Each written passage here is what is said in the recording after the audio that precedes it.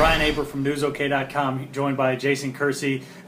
Jason, an interesting game coming up Saturday morning, 11 a.m. between OU and Tulsa. And interesting for various reasons. I don't think either of us expect this to be a close game.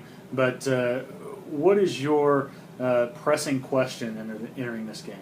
The question that I want to see answered is which receiver besides Sterling Shepard is going to step up and be a playmaker for Trevor Knight in this offense.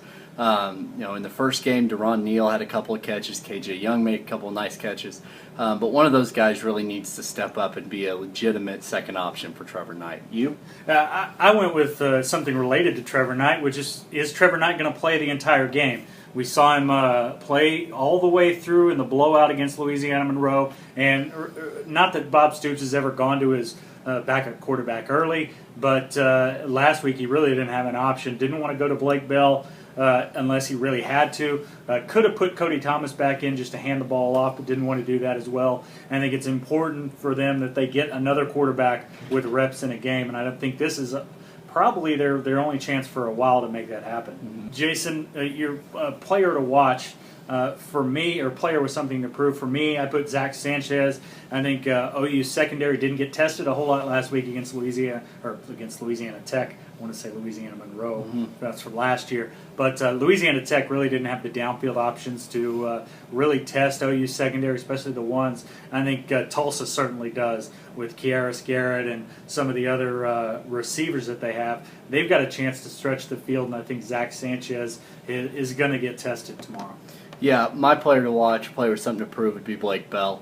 He didn't get any catches. He had a near touchdown, but that didn't work out. He blocked really well in the first game, but I think this is the game where he really needs to get more involved in the passing game. I think this is a good opportunity for him to do that against a pretty decent secondary. And last week, Jason, our bold predictions sort of fell on their face a little bit. Mine looked good early on in the game, but thanks in large part to Samaje Perine getting a lot of carries late, fell apart after halftime. But what is your bold prediction for tomorrow's game? My bold prediction is that it sort of relates to what you just said about Zach Sanchez. I think Tulsa's receivers will challenge the OU secondary, and I think that they will produce a lot more than people expect. Now, I still think OU is going to win this game going away, but I also think that this secondary is going to be challenged in a way that they were not challenged last week, and I think it's a good time to do that, to get that over with now before the really tough part of the schedule comes. Absolutely, and mine, relating to the offense once again, is that two players are going to catch their first touchdown passes tomorrow. One of them is going to be Blake Bell. Obviously, that leaves a lot of options because Sterling Shepard's about the only receiver that's had a touchdown pass. Michael Honeycutt. Michael Honeycutt. But there aren't very many of them that have found the end zone as receivers, and I think Blake Bell gets his first touchdown catch. He's been the in-state team killer against Tulsa and Oklahoma State the last couple of years. I think that continues, and I think another guy like Deron Neal finds the end zone for the first time. And finally, Jason, it's pick time.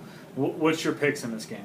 I pick OU to win 63-24. That was my pick in the paper a few days ago, and I'm sticking with that. I think this game is over by halftime. Trevor Knight has about 3 touchdowns in the first half, and from there OU rolls. Yeah, and I'm right there with you. I think it went 48-21. I think OU blows this game out early. I think they give a chance for some of their second and third string guys to get in. I think Tulsa's able to score on some of those guys, but this game is no contest ever at halftime. But it should be an interesting one. This Tulsa, 11 a.m. on Saturday from Chapman Stadium. I still want to call it Skelly Stadium, but it's not. Chapman Stadium, 11 a.m. on ABC. Check us out every day at newsok.com and in the Oklahoman for the best Oklahoma coverage anywhere.